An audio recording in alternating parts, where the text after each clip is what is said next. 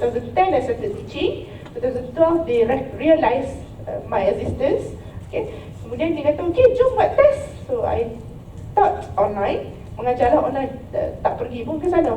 So they did a test and they said, okay, we need someone. So now I teach entirely Malaysia dan kadang-kadang saya pergi ke luar negara juga, sekeliling Malaysia, untuk nak menyampaikan ilmu pasal Atlas.ti ni. So when I say we, Atlas.ti ni, saya bukanlah bekerja dengan mereka, tapi saya merasa saya duta sebab saya mendapati dia membantu. So saya pun nak membantu. Oleh, hopefully it will help you as well.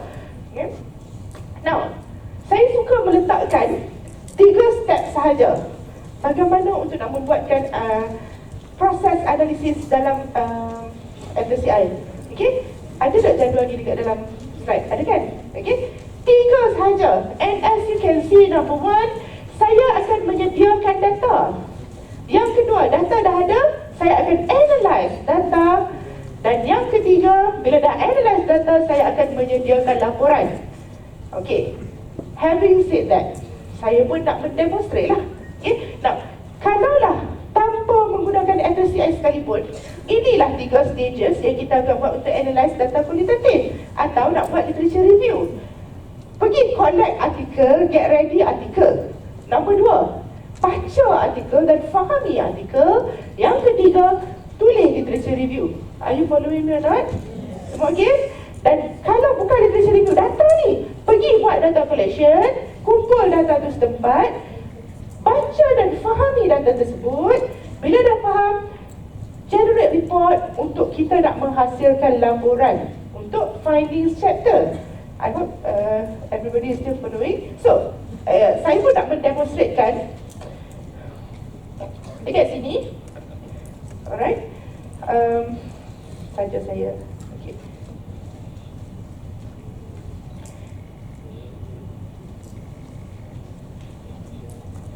Article resolution because it's very big.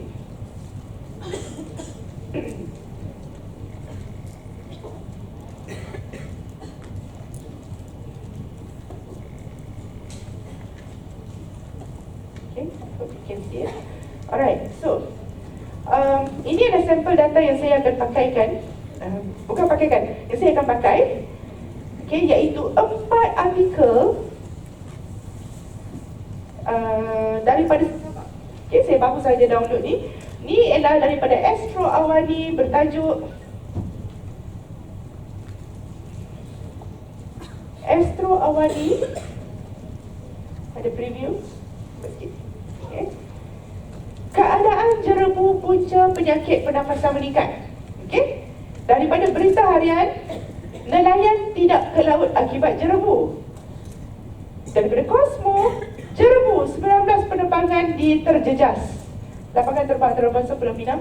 Utusan Malaysia, jerebu punca 100,000 kematian pramatang. Okay. Very easy articles, 1 or 2 pages only each. Okay. Cuma saya nak menunjukkan apa the ideology behind what is it that I want to do. So you might be asking, adakah PDF sahaja yang disupport? Tidak. Kita akan support pelbagai data format, tapi untuk kes ni saya cuma pakai PDF. Contohnya, textual, DOC, DOCX, TXT, RTF, images, JPEG, PNG, bitmap, audio, MP3, video, MP4, Google Earth images, any type of qualitative data formats, okay? Very common PDF. Pasal apa? Ramai orang pakai untuk literature review. Atau textual, dah pergi interview balik, transcribe. So transcription tu dalam bentuk textual, DOC, DOCX, TXT kan. Maka boleh juga support dekat dalam Atlas.ti. So these 3 articles, saya nak memasukkan dia ke dalam Atlas.ti. Ini ialah interface Atlas.ti software 8. Saya akan createkan projek terlebih dahulu. Okay, contohnya jerebu.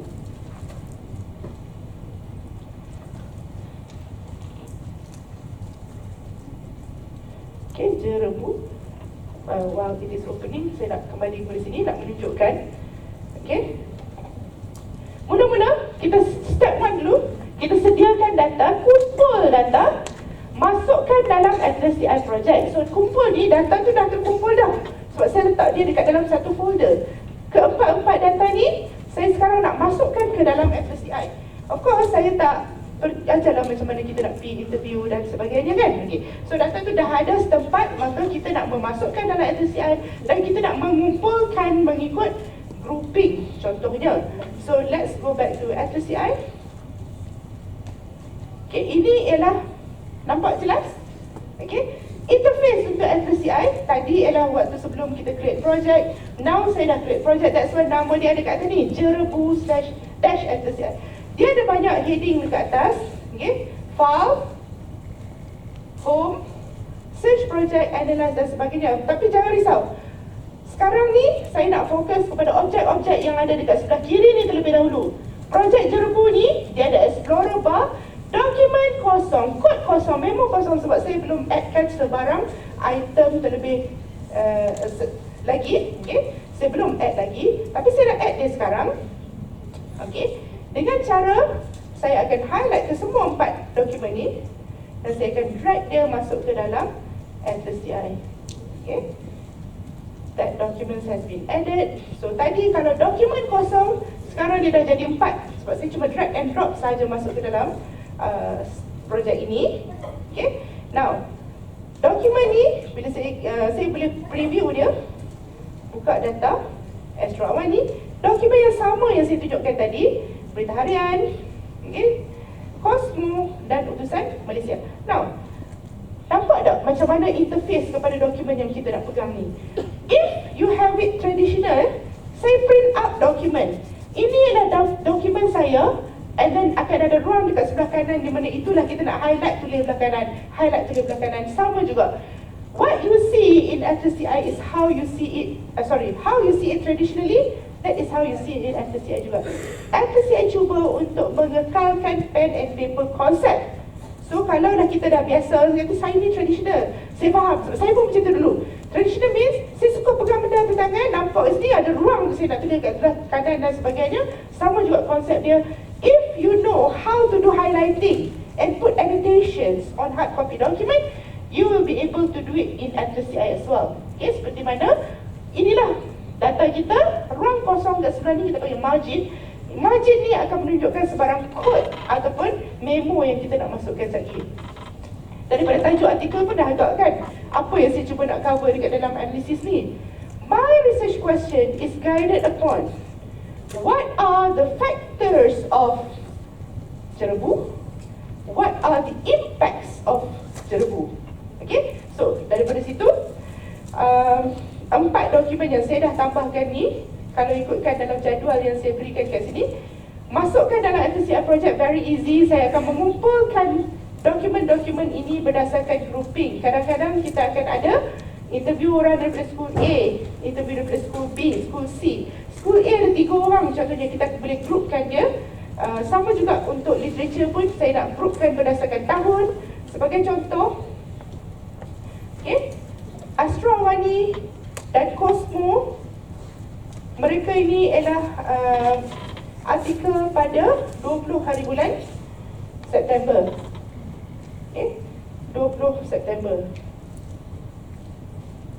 Create group. Dah nampak dah, 20 September. Manakala artikel ni berita harian dan utusan 21 September contohnya lah. 21 September. Okay. Kenapa? Sebab dia akan membantu saya untuk memudahkan. Hari ni saya nak baca artikel yang publish hari ni je, atau hari ni saya nak baca artikel yang publish in the year 2019 only. Okay, 5 years back pun boleh. 2020 belum.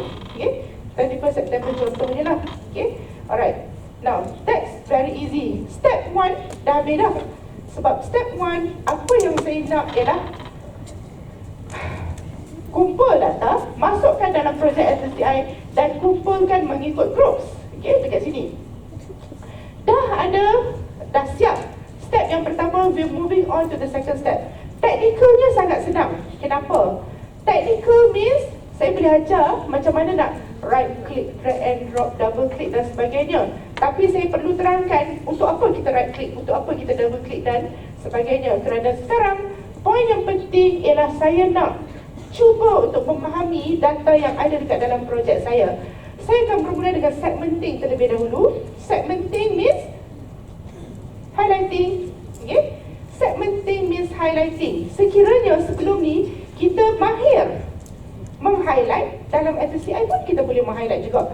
Contohnya, keadaan jerebu yang berterusan menyebabkan penyakit masalah pernafasan. Okay, saya highlight, saya pergi kepada poin yang belah kiri, iaitu create free quotation. Highlight means highlight, jadikan dia sebagai quotation. Klik, sistem akan meletakkan satu poin dekat sebelah kanan. Ini adalah quotation bar. Alamak, 2 line ni tak cukup, saya nak memanjangkan dia. Tak ada masalah, jadikan dia panjang, dan quotation bar akan follow size yang saya nak. Kalau pendek dan sebagainya. Ini adalah highlight baru.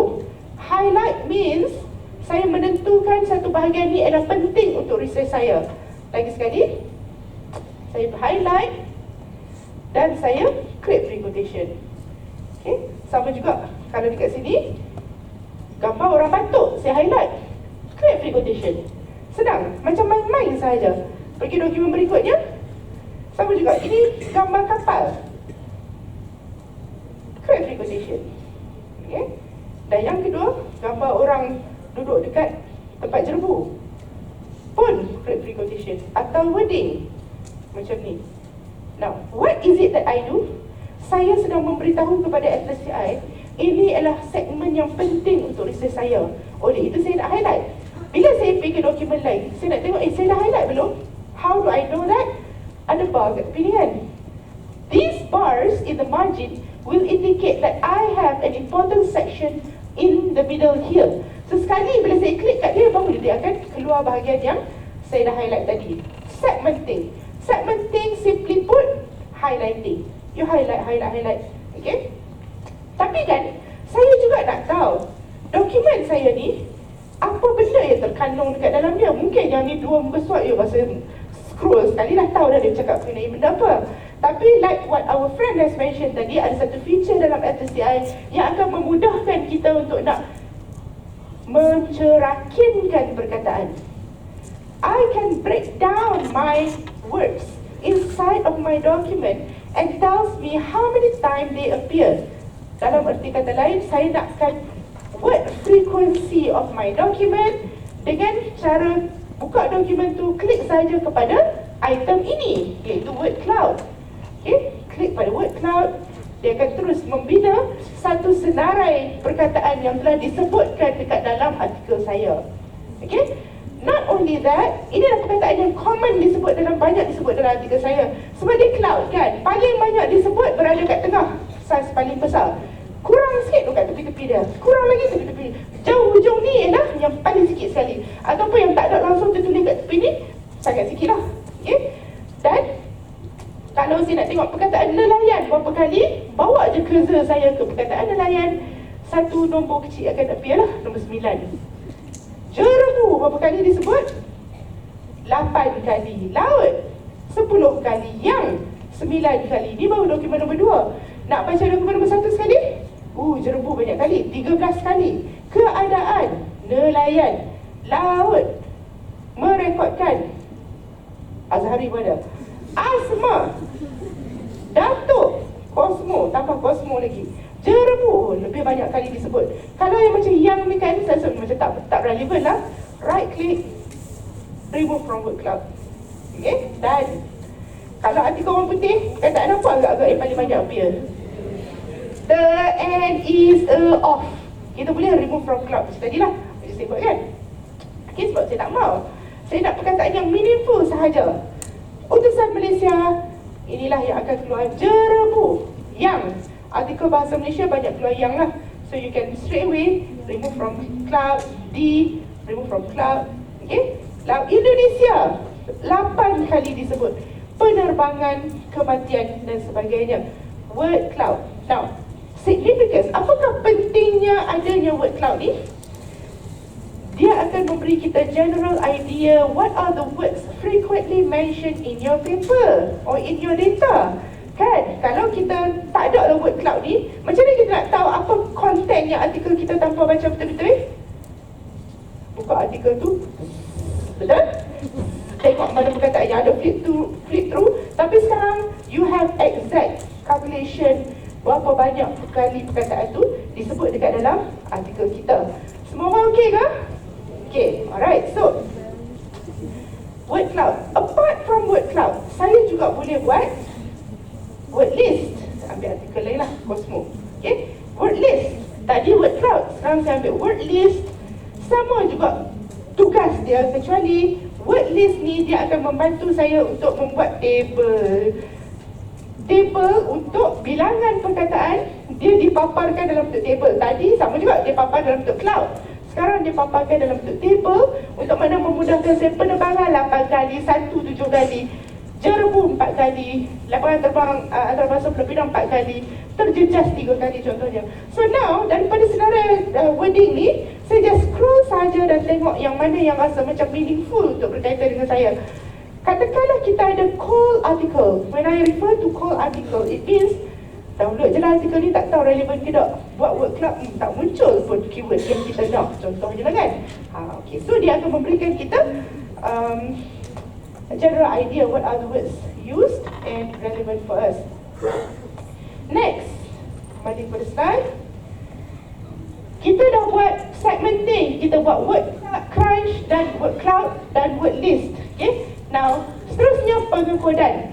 Tadi kita baru highlight, kemudian kita tengok bilangan perkataan.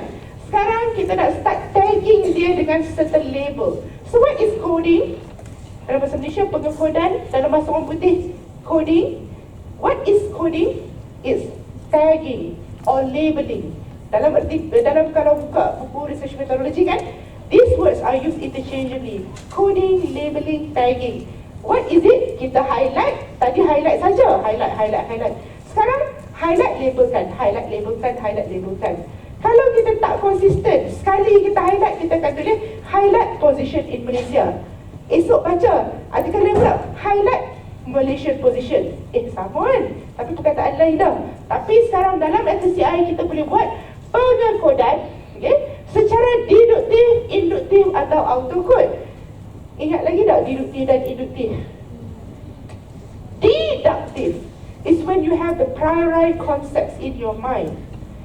Inductive, when you don't have that idea yet, is an emergent idea coming from the data.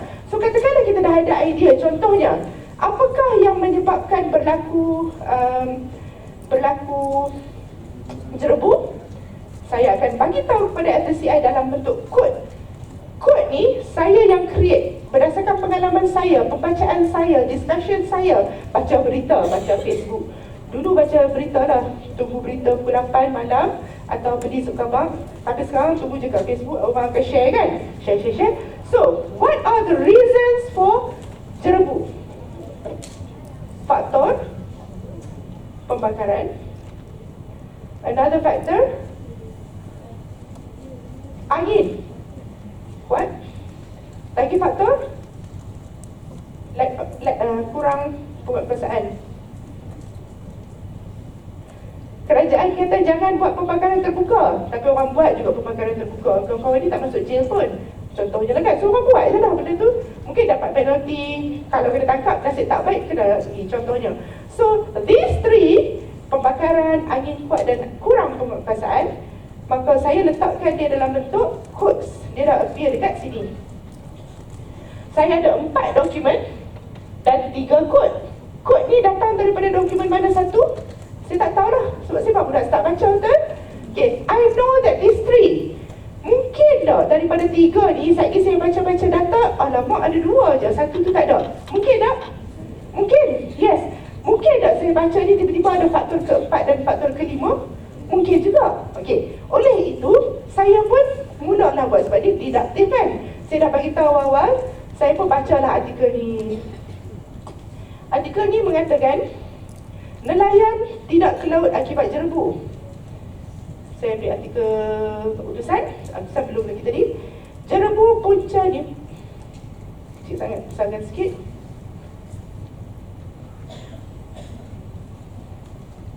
Okay.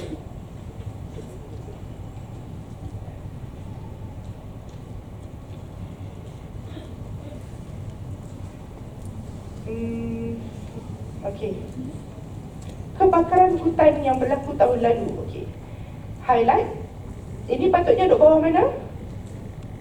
Pembakaran, betul? Faktor pembakaran. Sebab saya dah highlight ni, dia disebut kebakaran hutan yang berlaku. So, faktor pembakaran, saya akan bawa kod ini dan drop ke atas highlighted section, dan inilah yang berlaku. Senang je. Sebab saya dah ada idea apakah jawapan-jawapan kepada faktor, maka tugas saya cuma baca je data saya. Data tu cakap pembakaran, yang tu lah. Okay? So, lagi? Paper lain? Tengok paper lain, Cosmo, Jerebu.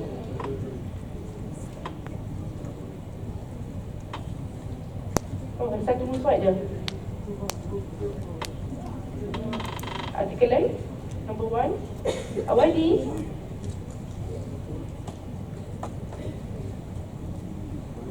Okey.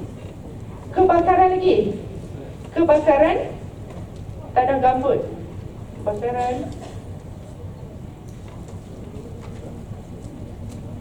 Okey. Alright. So, selain daripada faktor pemantauan. Pemantauan ni ialah pemantauan kesihatan. Okey. Example penyakit. Ya, example ni kurang ni. Dan lagi satu yang terakhir ialah, saya ambil je lah, nak sebab nak tunjuk example kan. Terus, angin kencang. Okay, very good. Ini adalah berkaitan dengan angin kencang. Okay. Setiap kali saya buat highlighting, sistem akan terus bagi tahu saya berapa nombor kat atas sini. Faktor angin kuat 1, faktor pembakaran 2, faktor kurang penguasaan sebab panjang, so saya kena jadi 1. Okay. So, all this dia akan cakap 1. Tapi 1 dia dekat mana? Saya just double click dan sistem akan membawa saya ke lokasi asal. Okay? Macam ni. So dia akan terus bawa saya ke lokasi asal. Siapa tadi yang kata antara masalah yang kita hadapi ialah seperti pernah kulihat tapi di mana ya? Okay? Sekarang tak jadilah situasi tu. You don't have to remember anymore sebab semua dah ada dekat dalam sistem. Boleh bermula dengan yang keadaan yang berikutnya, iaitu impact. Impact nelayan tidak ke laut. Impact kesihatan terjejas. Okey, contoh 2 je lah, saya bagi laju-laju Okey, penyakit. Okey, ni adalah kesihatan terjejas. Konjungtivitis menyebabkan penyakit pernafasan, kesihatan terjejas. Konjungtivitis, kesihatan terjejas. Okay, alright. So, dah ada 2. Nelayan tidak ke laut. Tak ingat berita mana. Kat Jerebu. Okay, ni nelayan ke laut. Okay, nampak tak apabila saya buat macam ni, sistem akan terus menambahkan untuk saya dekat tepi. Tapi bila saya baca lagi, dia kata indeks global. Okay, faktor indeks global. So, saya letak dia faktor tiada pengawasan. Meaning tidak ada sistem untuk nak detect haze tu berlaku. Daripada banyak-banyak yang saya buat ni, ada yang deduktif dan ada yang induktif. So I want to revisit my list of codes macam ini. Faktor ada sebanyak 4. Saya akan grupkan dia, iaitu faktor Jerebu. My research question number 1. Okay, RQ1. Contohnya RQ1. Impact pula ialah research question number 2. RQ2. Impact Jerebu. Okey. Apabila saya buat senarai kod ni, sebenarnya dia membantu saya untuk detect poin-poin yang penting daripada dalam data saya. Berdasarkan 2 research question utama, maka saya pun boleh melihat balik apa kandungan dekat dalam faktor, iaitu ada 4, angin kuat, kurang penguasaan, dan juga impact Jerebu. Sekarang example ni mungkin simple sebab saya buat 2 atau 4 sahaja. Nanti kan, bila kita buat yang original punya, kemungkinan dia akan ada sampai puluhan, kerana ada banyak faktor-faktor untuk kajian kita lah.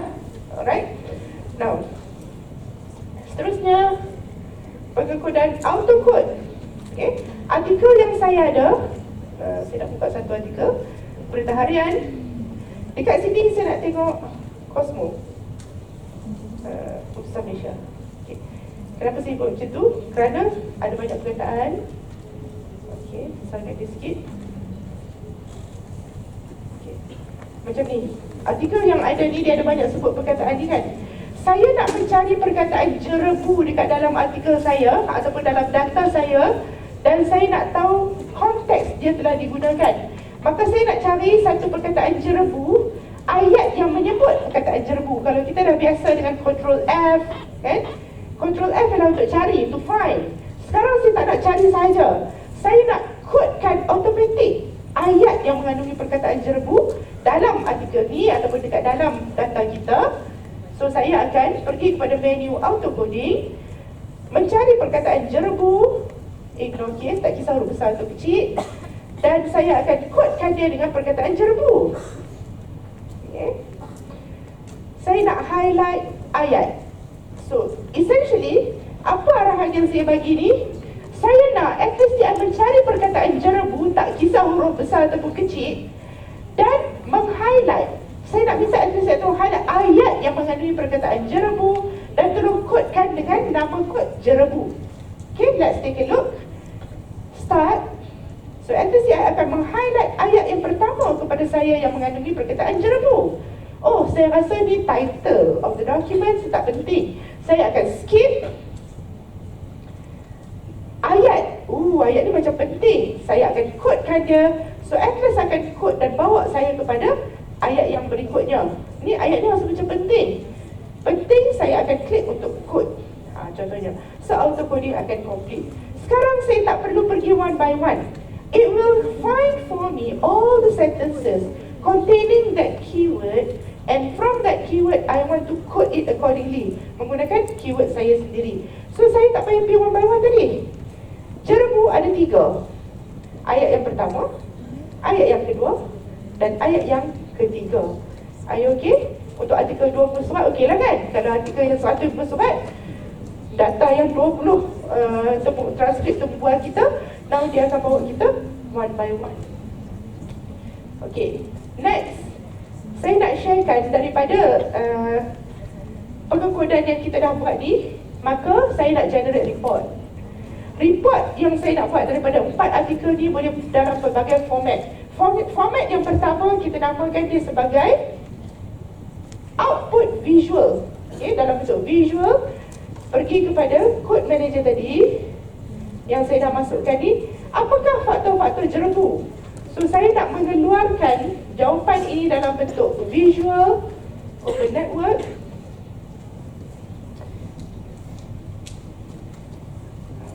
Itu window. Okay. Apakah faktor jerebu? Tiada pengawasan, angin kuat, pembakaran dan kurang penguasaan. So macam mana nak baca network ni? Bagi persoalan kajian nombor 1, apakah faktor-faktor yang menyebabkan jerebu? Terdapat 3 dapatan hasil daripada kajian yang telah dilaksanakan. Okay, yang pertama, tiada pengawasan. Apa jawapan dia? Kita bawa masuk quotation. Apa yang kita dah highlight tadi? Ini ada highlighting. Kurang penguasaan, saya bawa masuk juga jawapan dia, iaitu bagi penyakit asma, okay, pembakaran, quotation, okay, ada 2. Membantu operasi memadam, namun kebakaran hutan yang berlaku, okay, angin kuat pun sama juga, at neighbors quotation. Minggu lalu keadaan jerebu yang teruk berlaku di Rompin akibat angin yang kuat. So jawapan dia semua ni datang daripada data. Bukan saya yang create, saya just highlight dan letak label saja. Tapi saya rasa macam payah nak baca lah macam ni. So saya akan pindahkan layout dia kepada radial, boleh, maksudnya dia jadi bulat. Atau saya akan pindahkan dia hierarchical kepada top down. Okay. Atau nak masukkan dalam bentuk A4 kan, sebab nak print out dalam bentuk dapatan left to right. Apakah faktor-faktor? So ni ialah dia punya. So how do you read this? Again, macam mana saya nak baca ni? Faktor jerebu ada 4. Data telah mereview kepada saya ada 4. Apakah bukti kita nak habaq ni daripada mana 4 jawapan ni? Inilah bukti-bukti yang datang daripada data kita. Bukan kita create sendiri. Ini telah direview kepada kita oleh data itu sendiri tadi. Dan ini kita boleh export dia sebagai export bitmap, dan dia akan save sebagai images. You can put into your findings, you can print out, you can insert into your Microsoft Word or Microsoft PowerPoint untuk tujuan pembentakan. Are you okay? Boleh? Alright. The first format of your output. Pergi mana-mana bawa output ni. Pergi supervision, inilah apa yang saya dapat daripada literature review. Inilah apa yang saya dapat daripada pembacaan saya ataupun analisis. Next, nak ambil dah. Okay. Impact jerbu pula. Ni ada dua. Saya akan baca impact. Saya akan ambil report. Contents, create report. Format yang pertama ialah visual. Format yang kedua ialah textual. Dia akan mengeluarkan kepada saya textual seperti ini. Okay?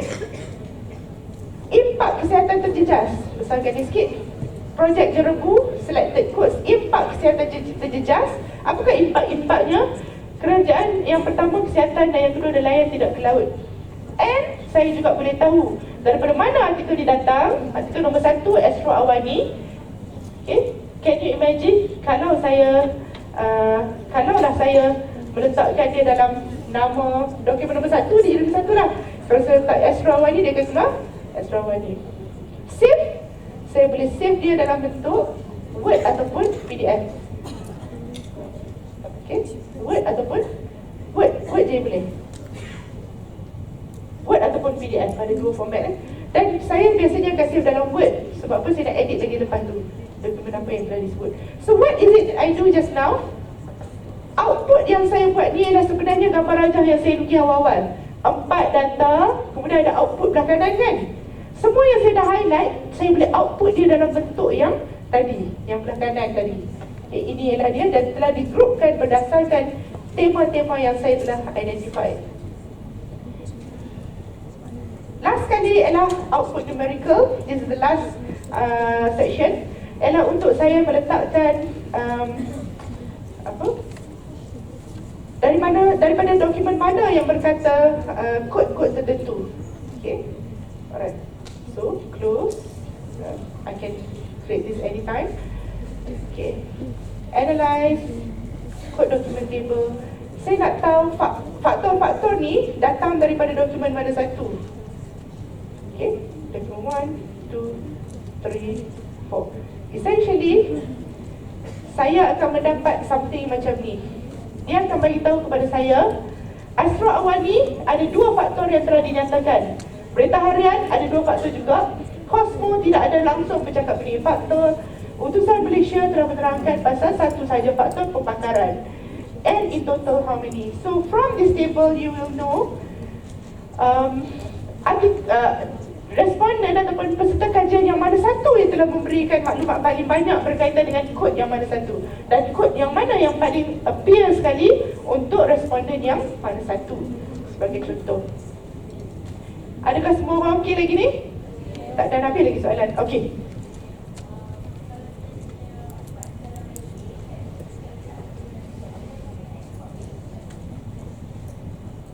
Adakah kita kena, sekiranya kita nak membaca artikel tersebut dalam Atlas.ti, kenalah masukkan dalam Atlas.ti. Okay? Sebab untuk tujuan literature reviews, hari ini ramai orang pakai Mendeley, ramai orang pakai EndNote.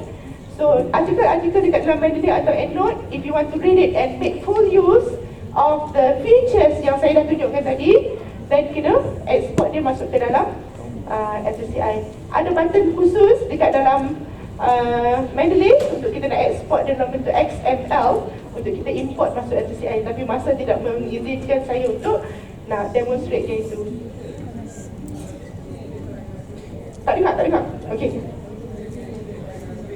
Cluster the codes. Okey. Set citation. Okey, good idea. Bagus soalan tu. Selalu saya dapat. Kalau lah saya nak pakai Mendeley, adakah saya nak kena pakai Atlas.ti lagi? Saya mencadangkan sebab dia 2 grup yang berlainan. Satu ialah citation and references, satu lagi ialah untuk content analysis. Sebab Atlas.ti ni content analysis. saya menggunakan satu daripada satu kategori. Saya sendiri, untuk research saya menggunakan Atlas.ti dan EndNote, kerana EndNote untuk saya cite, Atlas.ti untuk saya buat content analysis. Kawan-kawan saya majoriti menggunakan Atlas.ti dan Mendeley, Mendeley untuk citation. Sebab Mendeley dia tidak boleh buat content analysis untuk kita, manakala Atlas.ti dia tidak boleh buat citation. So dia akan marry. Tapi janganlah ambil dua daripada group yang sama. Mendeley dan EndNote, maksudnya dia tujuan yang sama kan? Sama juga Atlas.ti dan any other qualitative software out there, tak perlu dua kalau dia daripada group yang sama. Okay, good question. Saya masih menggunakan sebab dia saling memerlukan. Dia tujuan yang berlainan. Saya nak close sikit sebab dah sampai turn saya close.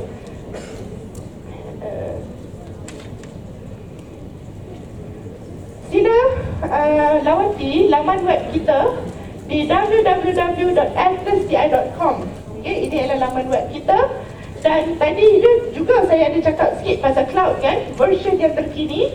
Last year this was launched, cloud.atlas.ti.com. Kalaulah semua yang saya ceritakan tadi adalah device specific, kita install dalam laptop ni, pakailah laptop ni. Install dalam komputer tu, pakailah komputer tu. Tapi cloud, kita boleh pakai di mana-mana komputer yang ada internet connection. Dan kita juga boleh buat collaborative work lah. Meaning kawan tu kita boleh nampak, kita bagi access kepada dia sebab dia ada password. Okay, kita boleh input password. Oh, Ahmad kod yang ni, Siti pula kod yang tu, saya nak kod yang ni lah, contohnya.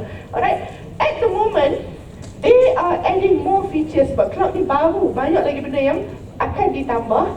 So pada masa kini cloud Atlas.ti masih percuma. Saya sarankan rakan-rakan semua untuk sign up percuma akaun Atlas.ti Cloud, kerana saya tahu banyak maklumat akan di-update lagi selepas ni, features akan ditambah. Jadi pada ketika tu they are already planning to charge pada ketika tu. Okay, so sementara dia masih free, so we will become the pioneer. Saya betul-betul recommend untuk kita sila ke cloud.atlas.ti.com untuk create account percuma.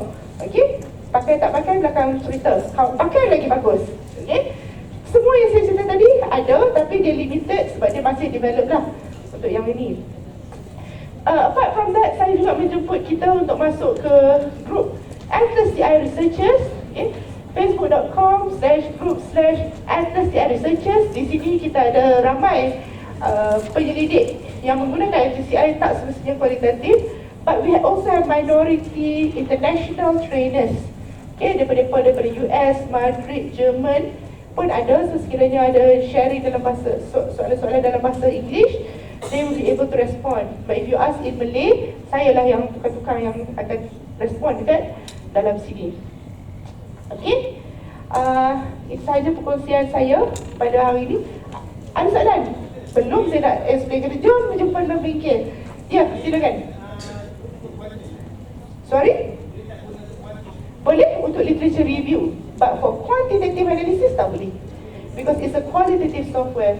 So if you do quantitative data, dia memang tak boleh analyse pakai Atlas.ti lah. Dia cuma untuk your literature, boleh. Ada sebarang soalan lain? Yes, kuat-kuat sikit. Kena bayar ke? It's not a freeware, it's a shareware. Kalau freeware, demo version dia percuma. Kalau shareware dia, kita bayar. Harga ada dinyatakan dekat website, tapi sebab kalau kita mempunyai student license, then you will have reduced pricing lah. Sebab dia kena melalui proses verification studentship dan sebagainya. Kalau student license untuk tempoh 2 tahun, it is USD 99. Kalau untuk full lecturer version, it is only Euro 590 lifetime. Okay, selalunya saya tak bagi tahu harga sebab kita buat research sendiri. Ada lagi soalan? Nampak angkat tangan? Yes?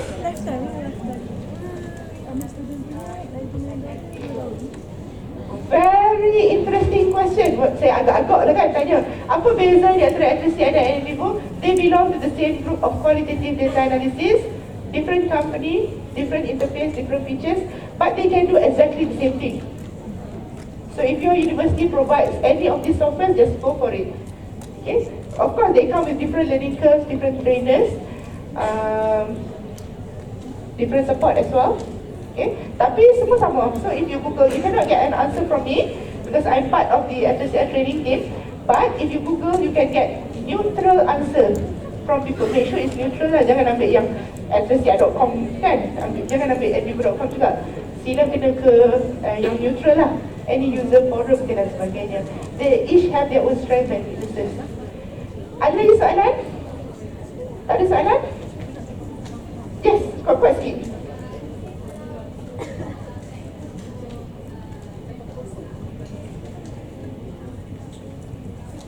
Boleh? Boleh?